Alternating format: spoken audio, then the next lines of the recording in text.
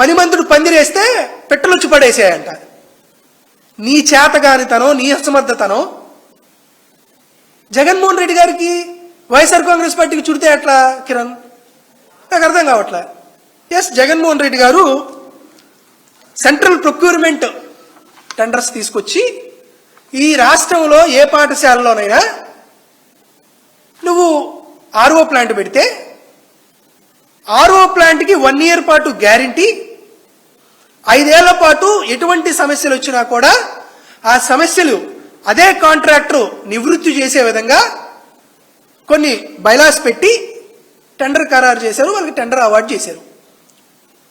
So TCS సంస్థ ద్వారా ఎస్టీఎంఎస్ అని ఒక కొత్త అప్లికేషన్ తీసుకొచ్చి ఎక్కడైనా సరే ఆర్ఓ ప్లాంట్స్కి చిన్న చిన్న సమస్యలు వస్తే వాళ్ళు ఆ యాప్లో, హెడ్ మాస్టర్ గారు ఆ యాప్లో దాన్ని పెడితే ఒకేసారి ఆ సమాచారం స్కూల్ ఎడ్యుకేషన్ డిపార్ట్మెంట్కి, అంటే గవర్నమెంట్ ఆఫ్ ఆంధ్రప్రదేశ్కి, కాంట్రాక్టర్కి వెళ్ళిపోతుంది.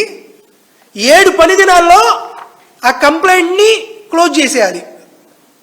దీనికోసం టీసీఎస్ సంస్థ ద్వారా ఒక అప్లికేషన్ కూడా తీసుకొచ్చి జగన్మోహన్ రెడ్డి గారు తన చిత్తశుద్ధి ఏంటి, లక్ష్య శుద్ధి ఏంటి, పేద ప్రజల విద్యార్థుల పట్ల జగన్మోహన్ రెడ్డి గారికి ఉన్నటువంటి ఆలోచన ఏంటి అనేది మనకు అక్కడ కనబడుతుంది.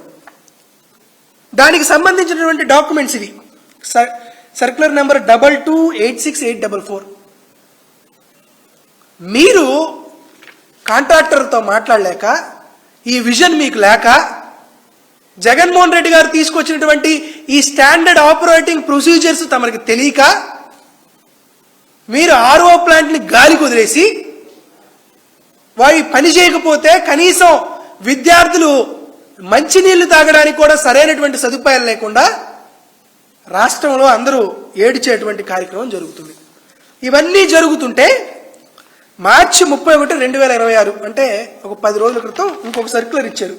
ఎవరు? రంజిత్ భాషా ఐఏఎస్. ఆ సర్క్యులర్ సారాంశం ఏంటంటే, ఈ రాష్ట్రంలో ఎక్కడ ఆర్ఓ ప్లాంట్లో సమస్యలు వచ్చినా బాధ్యత హెడ్ మాస్టర్లదే. మనుషులు ఎవరైనా ఇటువంటి ఇస్తారండి సర్క్యులర్? నారా లోకేష్ లాంటి చేతగాని దద్దమ్మ ఈ రాష్ట్రానికి విద్యాశాఖ మంత్రిగా ఉండడం వల్ల ఇటువంటి సర్క్యులర్లు వస్తాయి. ఆర్ఓ ప్లాంట్లో ఏమన్నా టెక్నికల్ ఇబ్బందులు కానీ లేకపోతే మెయింటెనెన్స్ ఇబ్బందులు కానీ వస్తే హెడ్ మాస్టర్ గారికి ఏం సంబంధం? హెడ్ మాస్టర్ గారు కేవలం ఇటువంటి సమస్య ఉందని ప్రభుత్వానికి తెలియజేస్తే ప్రభుత్వం కాంట్రాక్టర్ని పురమాయించి ఆ ప్రాబ్లమ్ని సార్ట్అవుట్ చేయాలి. కానీ ఆ రెస్పాన్సిబిలిటీ, ఆ బాధ్యత హెడ్ మాస్టర్ మీద పెడుతూ సర్క్యులర్ ఇవ్వడం ఏంది? హెడ్ మాస్టరు తన సొంత ఖర్చులతో చేయించాలనే? హెడ్ మాస్టర్ అటువంటి సొంత పనులతో, సొంత ఖర్చుతో ఆ పనులు చేయకపోతే హెడ్ మాస్టర్ గారి పైన చర్యలు తీసుకుందామనే? లోకేష్, నువ్వు విధ్వంస శాఖ మంత్రి, విద్యాశాఖ మంత్రి. ఈరోజు చాలా గర్వంగా చెబుతున్నాం, జగన్మోహన్ రెడ్డి గారు తొలి దశలో నాడు నేడు తీసుకొచ్చి 15,715 పాఠశాలలు 3,669 కోట్ల రూపాయలతో అభివృద్ధి చేశాడు. ఛాలెంజ్ విసురుతున్న లోకేష్ గారికి, మీరు వచ్చి 2 ఏళ్ల పూర్తవుతుంది, జగన్మోహన్ రెడ్డి గారు దాంట్లో 10% నువ్వు చేయగలిగేవా? జగన్మోహన్ రెడ్డి గారు సెకండ్ ఫేజ్ నాడు నేడు తీసుకొచ్చి 22,344 పాఠశాలలో 8,000 కోట్ల రూపాయలతో మౌలిక వసతుల సదుపాయాల కల్పన చేసి దేశానికి ఆదర్శం ఇచ్చాడు. లోకేష్ గారు, ఇది state Ricardo, central Ricardo, track Ricardo కాదు, ఇది భారతదేశంలోనే all time record Jaganmohan Reddy గారు సృష్టించాడు. ధైర్యం ఉంటే జగన్మోహన్ రెడ్డి గారితో పోరాడండి, ధైర్యం ఉంటే జగన్మోహన్ రెడ్డి గారితో పోటీ పడండి. జగన్మోహన్ రెడ్డి గారిలో 10% కూడా నువ్వు పోటీ పడలేక, వైఎస్ఆర్ కాంగ్రెస్ పార్టీ చూపించినటువంటి చిత్తశుద్ధి, లక్ష్యశుద్ధి నీకు లేక, ఆంధ్రప్రదేశ్ రాష్ట్రంలో విద్యాశాఖని భ్రష్టు పట్టిస్తూ అధోగతికి తీసుకొస్తూ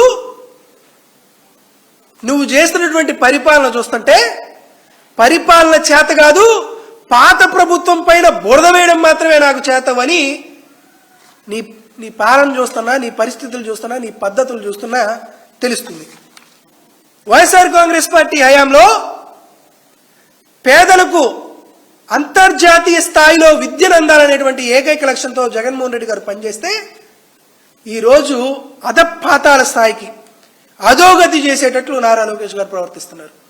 కాబట్టి నారా లోకేష్ గారికి కానీ లేకపోతే ఈనాడు కిరణ్ గారికి కానీ మేము చెబుతుంది ఏంటంటే, జగన్మోహన్ రెడ్డి గారు విద్యాశాఖలో లేకపోతే విద్యా సంస్థల్లో మౌలిక వసతుల సదుపాయాల్లో జగన్మోహన్ రెడ్డి గారు ఏం చేశారనే దాని పట్ల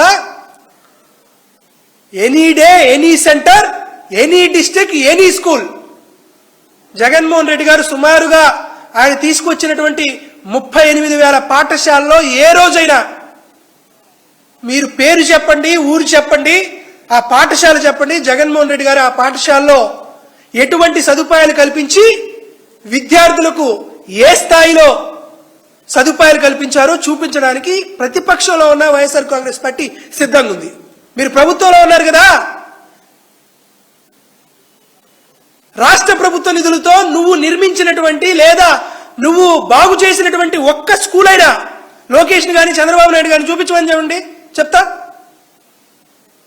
ఈరోజు నువ్వు ఈ రాష్ట్రానికి ముఖ్యమంత్రి అయిన తర్వాత, ఈ రాష్ట్రానికి విద్యాశాఖ మంత్రిగా నారా లోకేష్ అయిన తర్వాత విద్యాశాఖ ఎంత భ్రష్టు పట్టిపోయిందంటే, విద్యార్థులకు ట్యాబులు లేవు, స్మార్ట్ టీవీలు లేవు, ఐఎఫ్పి ప్యానల్స్ లేవు, సబ్జెక్ట్ టీచర్స్ లేవు, టోఫెల్ లేదు, ఐబీ కరికులర్ యాక్టివిటీస్ లేవు, చదువుకోవడానికి కనీసం ఆడుకోవడానికి ప్రాంగణం లేదు. కాబట్టి ఆంధ్రప్రదేశ్ రాష్ట్రంలో కేవలం కార్పొరేటర్ పాఠశాలలే బాగుండాలని, ఆ రమాదేవి స్కూలో, ఈనాడు కిరణ్ గారు రమాదేవి స్కూలో, నారాయణ స్కూలో, లేకపోతే కార్పొరేట్కి సంబంధించినటువంటి సంస్థలే బాగుండాలని చంద్రబాబు నాయుడు గారు, నారా లోకేష్ గారు ఉద్దేశపూర్వకంగానే ప్రభుత్వ పాఠశాలల్ని తీవ్ర స్థాయిలో నెగ్లిజెన్స్ చేసి, నిర్లక్ష్యం చేసి విద్యార్థులు చదువు మాని పారిపోవాలనేటువంటి స్థాయిలో నారా లోకేష్ గారి వ్యవహార శైలి కనపడుతుంది. కాబట్టి వైఎస్ఆర్ కాంగ్రెస్ పార్టీ తరఫున ఈ ప్రభుత్వాన్ని, నారా లోకేష్ని ఒక డిమాండ్ చేస్తున్నాం. యుద్ధ ప్రాతిపదికన నాడు నేడు పనుల్ని ప్రారంభించాలి. పాఠశాలలో ఉన్నటువంటి అన్ని రకాలైనటువంటి మౌలిక సదుపాయాలు పూర్తి చేయడానికి ఒక టైం లైన్ ని ప్రకటించాలి. కేవలం 4-5 పని దినాల్లో ఈ రాష్ట్రంలో ఎక్కడైతే ఇబ్బందులు ఎదుర్కొన్నటువంటి ఆర్ఓ ప్లాంట్లన్నీ మళ్ళీ ఉనికిలోకి తీసుకురావాలి. లేని పక్షంలో వైఎస్ఆర్ కాంగ్రెస్ పార్టీ ఖచ్చితంగా దీనిపైన ఉద్యమం ఉధృతంగా చేస్తుందనే విషయాన్ని నారా లోకేష్ గుర్తించాలని తెలియజేస్తూ, తక్షణమే నాడు నేడు పనులనేవి ప్రారంభించాలి. ఎందుకంటే జగన్మోహన్ రెడ్డి గారు అధికారం కోల్పోయిన తర్వాత, నారా లోకేష్ అధికారంలోకి వచ్చిన తర్వాత నాడు నేడు పేరు మార్చారు. మనబడి నాడు నేడు పేరు మార్చి మనబడి మన భవిష్యత్తు అని పేరు పెట్టారు. ఇక ఆ రోజు నుంచి బడి లేదు, భవిష్యత్తు లేదు ఈ రాష్ట్రానికి. కాబట్టి తక్షణమే నారా లోకేష్ ఇటువంటి చర్యలన్నీ వెనక్కి తీసుకొని ఆంధ్రప్రదేశ్ రాష్ట్రంలో గతంలో ఉన్నట్లే విద్యా వ్యవస్థని స్ట్రీమ్లైన్ చేయాలని మనస్ఫూర్తిగా కోరుకుంటూ, లేకపోతే మాడు పగిలేలాగా వైఎస్ఆర్ కాంగ్రెస్ పార్టీ ఉద్యమిస్తుందని హెచ్చరిస్తూ సెలవు తీసుకుంటున్నాను.